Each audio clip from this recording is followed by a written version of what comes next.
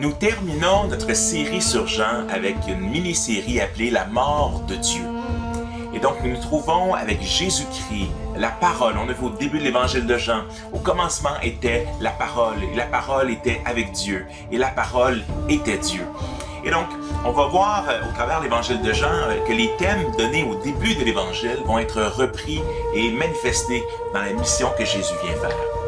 Notamment, par exemple, Jean 1 nous dira « Le monde a été fait par lui, la véritable lumière, mais le monde ne l'a pas connu, le monde ne l'a pas reconnu. » Et donc, c'était une des choses, entre autres, qu'on se posait quand on lisait le prologue de Jean. Il dit comment est-ce que ça se fait que le roi de l'univers, que la lumière du monde, que le créateur de tout ce qui existe vient parmi les siens et les siens ne l'ont point reconnu. Comment ça? Qu'est-ce qui s'est passé?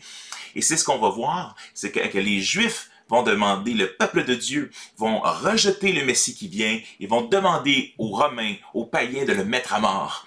Et donc, on arrive à la culmination de ce qui était annoncé au début de l'évangile de Jean, mais que malgré tout, lui vient faire quelque chose d'autre. Oui, il sera rejeté, mais comme Jean le Baptiste, la voix dans le désert, celui qui a été prophétisé, qui annoncerait la venue du Messie, quand il voit Jésus venir proche du Jourdain, il dira « Voici l'agneau de Dieu qui ôte les péchés du monde. » Et c'est ce que nous avons ici à la croix, l'agneau de Dieu qui ôte les péchés du monde. Alors, l'histoire de la fin commence à Jérusalem City. C'est dans les temps de la Pâque, et particulièrement dans l'évangile de Jean, il y a beaucoup de choses. On a souvent ses discours dans différentes fêtes juives, et je suis le pain de vie. Et les déclarations que Jésus va faire dépendent parfois de la fête dans laquelle il est en train de fêter. Et donc, avec la Pâque, ces derniers discours vont entrer particulièrement avec cette fête juive qui est la Pâque. Quand ils arrivent à Jérusalem, Jésus va demander à ses disciples de trouver un endroit pour célébrer le repas de la Pâque avec ses disciples qu'il va prendre avec eux pour une dernière fois. Les disciples comprennent pas trop exactement qu'est-ce qui est en train de se passer. Ils captent pas trop que Jésus va mourir. On a l'apôtre Pierre, à un autre moment donné, qui va dire non, on laissera pas ça arriver dans un autre évangile. Les disciples ne comprirent pas encore, et même il va falloir que Jésus meure et qu'il ressuscite pour que les disciples comprennent exactement qu'est-ce que Jésus venait faire et quel était son plan. Alors, on se retrouve dans une chambre haute avec Jésus et ses apôtres pour le dernier repas de Jésus, et où il va célébrer la Pâque juive, et où il va lui donner un autre sens, où il va expliquer même d'une façon que la Pâque pointait sur qu'est-ce qu'il était en train de vouloir faire. Il va donc parler de la Pâque dans l'Ancienne Alliance, pour faire une transition vers la Pâque vers la Nouvelle Alliance. Et donc, mais qu'est-ce qu'exactement est-ce que les Juifs célébraient lors de cette fête de la Pâque? Eh bien, ils célébraient le fait qu'il y a fort longtemps, les Israélites étaient esclaves dans le pays d'Égypte et que Dieu est venu pour les libérer. Mais que le Pharaon n'a rien voulu savoir de libérer le peuple juif, et donc Dieu a envoyé, au travers Moïse et Aaron, a envoyé 10 plaies d'Égypte qui s'adressaient, en fait, chacune des plaies d'Égypte adressait un des faux dieux égyptiens et montrait comment le Dieu des Israélites était plus fort que le Dieu des Juifs et le véritable créateur de l'univers. La dernière chose qui va arriver, c'est que le Pharaon est tellement endurci malgré toutes les plaies qui vont avoir lieu, que Dieu va dire car voici, si tu ne laisses pas partir, il y aura l'ange exterminateur qui va passer et tous les premiers de famille vont mourir. Sauf Dieu a donné une façon au peuple juif d'épargner ce jugement qui passerait, parce que les Juifs ne seraient pas épargnés s'ils ne faisaient pas ce que Dieu demandait. Il demandait de tuer un agneau, de prendre du sang de l'agneau et de mettre sur les linteaux de la porte, donc le sang sur les maisons. Et le soir, ils se rassembleraient pour pouvoir manger ensemble, en famille, l'agneau et célébrer que Dieu est fidèle. Eh bien, une des choses qu'est-ce qu'on voit au travers le sang, et donc pourquoi est-ce qu'on appelle ça la Pâque? En anglais, on va parler de Passover. C'est que l'ange de la mort passait par-dessus les maisons qui s'étaient identifiées avec le sang de l'agneau et qu'est-ce que Dieu leur avait donné. Ça peut sembler un peu étrange, mais quand on se rend compte que ça pointait justement à qu'est-ce que Jésus, le véritable agneau de Dieu, venait faire. Ici, par exemple, on le voit au début de Jean, voici l'agneau de Dieu qui ôte les péchés du monde. Et c'est exactement ce que Jésus va venir faire avec le pain et avec le vin. Car voici mon corps qui est brisé pour vous. Voici mon sang. Voici la coupe de la nouvelle alliance en mon sang qui a coulé pour vous. Et donc, Jésus, bien sûr, au moment où il fait le dernier repas avec ses disciples, n'a pas encore été sur la croix. Il va lui dire, mais faites ceci en mémoire de moi. Et peut-être que les disciples sont encore un peu comme, OK, on ne voit pas encore tous les liens. Mais donc, le repas de la Pâque, ce que Jésus vient faire, notre Pâque, c'est que Jésus est l'agneau de Dieu qui vient mourir pour les péchés du monde. Et en même temps, le repas qu'il nous donne en souvenir, qui est le repas du Seigneur, c'est un repas où on est en famille, donc le peuple de Dieu vient ensemble pour se remémorer qu'est-ce que le Christ a fait pour nous. Nous sommes le peuple qui s'identifie à la mort et à la résurrection de Jésus. Après le repas, il se retire à l'extérieur un peu de la ville, dans le jardin de Gethsémani, pour prier. Et donc Jésus va vivre une terrible angoisse, il sait qu'est-ce qui s'en vient, veillez et priez avec moi, mais les disciples s'endorment. Et donc c'est facile, Pierre dit, non, moi j'irai jusqu'à la fin du monde avec toi, je ferai tout avec toi. Mais ils sont même pas capables, n'avez-vous pas même pu veiller une seule heure avec moi? Nous dira Jésus dans l'évangile de Matthieu. Bien sûr, il sera arrêté. Donc, Judas, qui vient le trahir, sait qu'il se réunirait là avec les disciples et il vient le trahir avec un baiser. Est-ce avec un baiser que tu trahis le Fils de l'homme? Et Jésus va être amené pour être arrêté, pour être jugé.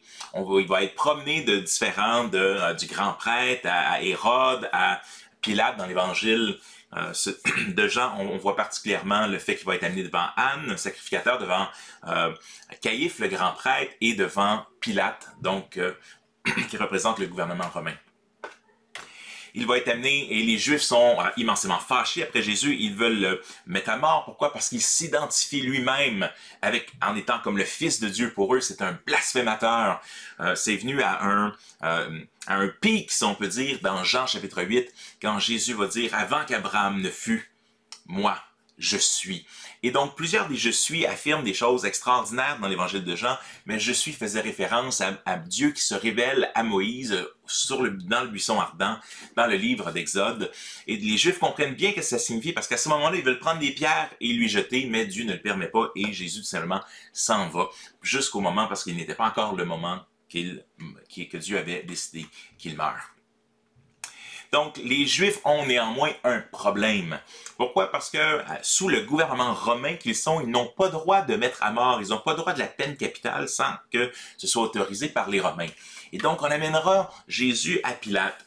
Et Pilate, il est envoyé dans une petite... c'est la Légion romaine, c'était loin, là. T'es dans un bled, un trou un peu. C'est probablement pas là que Pilate veut être. Et là, il se retrouve avec des Juifs dans une fête religieuse. Il a peur qu'il y ait un peu des débordements. Il veut s'en débarrasser. Il dit, bon, OK, c'est quoi ton problème? Mais il sème du trouble parmi nous. Et il dit être un roi. Et là, un roi, il dit, bon, moi, je veux pas encore vivre un autre soulèvement ou d'avoir un problème avec les Juifs et tout ça. Alors, Pilate lui posera la question, dis-moi, tu es un roi?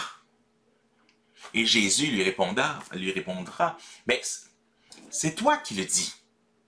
Il dit, mon royaume n'est pas de ce monde. Parce que si mon royaume avait été de ce monde, eh bien, mes fidèles auraient combattu. Mais je pourrais demander en un instant des légions d'anges qui viennent m'aider. Mais voici, je suis venu dans le monde afin de rendre témoignage à la vérité. Et Pilate le regarde et dit, mais qu'est-ce que la vérité?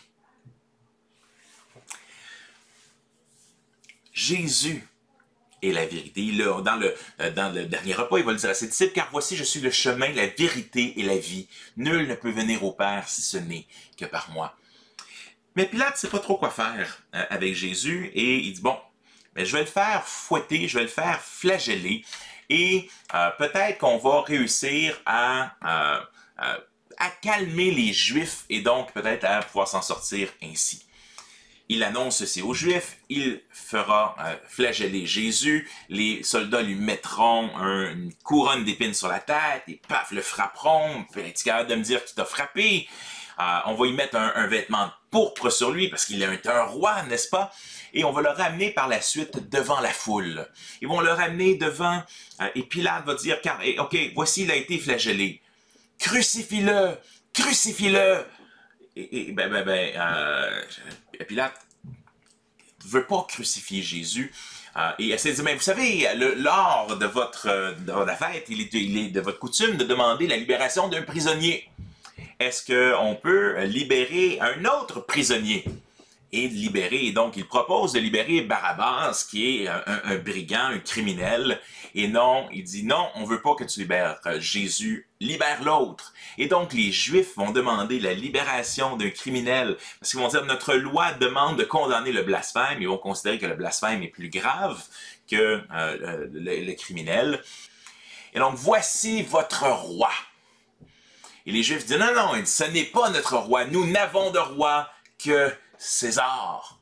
D'ailleurs, c'est particulièrement intéressant comme affirmation parce qu'une des choses qui va amener la persécution des chrétiens beaucoup plus tard, c'est que les Romains vont vouloir que les chrétiens disent que César est Seigneur. Et les chrétiens vont refuser parce qu'il n'y a que Jésus qui est Seigneur, Kyrios.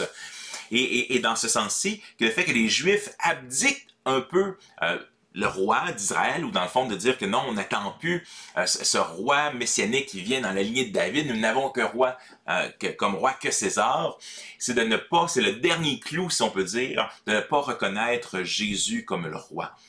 D'ailleurs, Pilate va décider de faire une affiche qui va mettre au-dessus de Jésus, qui va dire en plusieurs langues, le roi des Juifs, voici le roi des Juifs.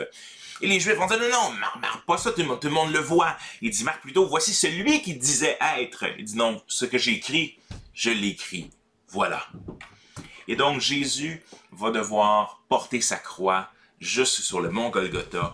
Il va être crucifié par la main des Romains, demandé par des Juifs qui vont le moquer entre deux brigands. La mort de Jésus sur la croix va accomplir plusieurs prophéties qui ont été annoncées bien longtemps en avance. Parce que Dieu nous avait donné des signes, des choses pour reconnaître le Messie. Jésus, le Messie d'Israël, devait être trois choses au travers de l'Ancien Testament. Il devait être un prêtre, il devait être un prophète, il devait être un roi. Et Jésus va accomplir ces divers offices-là, ce qu'on appelle le triple office christique, donc les trois fonctions que Jésus vient pour être offert. Ici, il vient s'offrir lui-même en sacrifice. Et les prophéties qui sont accomplies sont là pour qu'on puisse reconnaître qui Jésus était. Et une des choses qu'on voit dans l'évangile de Jean, c'est que les soldats vont, une fois que Jésus est sur la croix, vont se séparer ses vêtements. Et on le voit justement en 19-24, où c'est afin que s'accomplisse l'écriture, ils se sont partagés mes vêtements, ils ont tiré au sort ma robe.